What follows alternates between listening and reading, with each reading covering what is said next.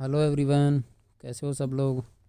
आशा करता हूँ सब बढ़िया होंगे, मज़े में होंगे और dictation proper time to time कर रहे होंगे। और मैं जो आपको एडवांस आउटलाइन यहाँ पे दे रहा हूँ वो उम्मीद करता हूँ आपको उनमें से कुछ आउटलाइनें पसंद आ रही होंगी। तो दोस्तों, आपके लिए मैं अब एडिटोरियल जनसत्ता स्टार्ट करने जा रहा हूँ। ये 5 मिनट की डिक्टेशन होगी और आपको इसी प्रकार प्रोवाइड की जाएगी, कभी 5 मिनट की, कभी 10 मिनट की। तो इससे फ़ायदा जो हाई कोर्ट की कर रहे हैं उनको होगा और जो एसएससी अधीनस्थ बोर्ड की कर रहे हैं उनको होगा। एसएससी में 10 मिनट का डिक्टेशन आता है, एसएससी अधीनस्थ बोर्ड में। हाई कोर्ट में 4 मिनट का, 5 मिनट का आता है। तो उम्मीद करता हूँ आपको पसंद आएगी है। तो शुरू करें। आपकी डिक्टेशन 10 सेकंड बाद शुरू होगी। सभी तैयार रहें।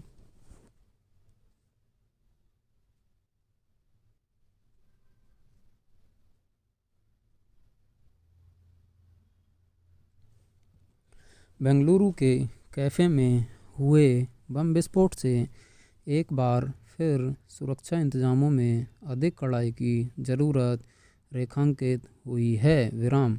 हालांकि घटना के बाद प्रशासन तुरंत सक्रिय हो गया और उसने दोषी को पकड़ने के लिए जाल बिछा दिया। विराम।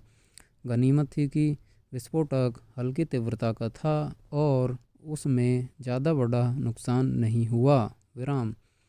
उसमें 10 लोग घायल हो गए। विराम। पता चला है कि शुक्रवार की दोपहर एक युवक बैग लेकर कैफ़े में घुसा और कुछ भोजन का आदेश देने के बाद बैग वहीं छोड़कर चला गया। विराम। उसके कुछ देर बाद ही धमाका हो गया। विराम।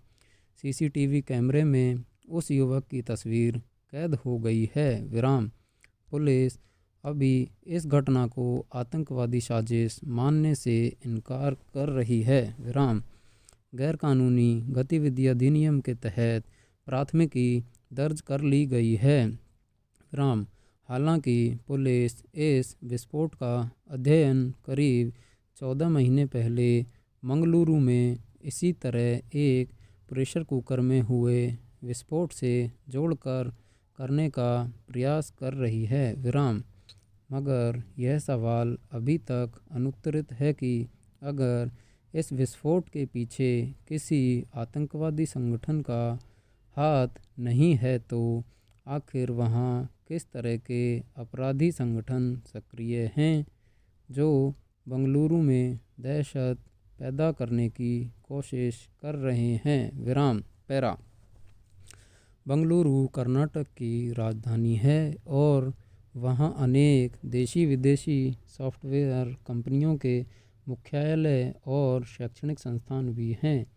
किसी व्यावसायिक शहर में इस तरह विस्फोट की घटनाओं से वहाँ के कारोबारियों के मनोबल पर बुरा असर पड़ता है। विराम।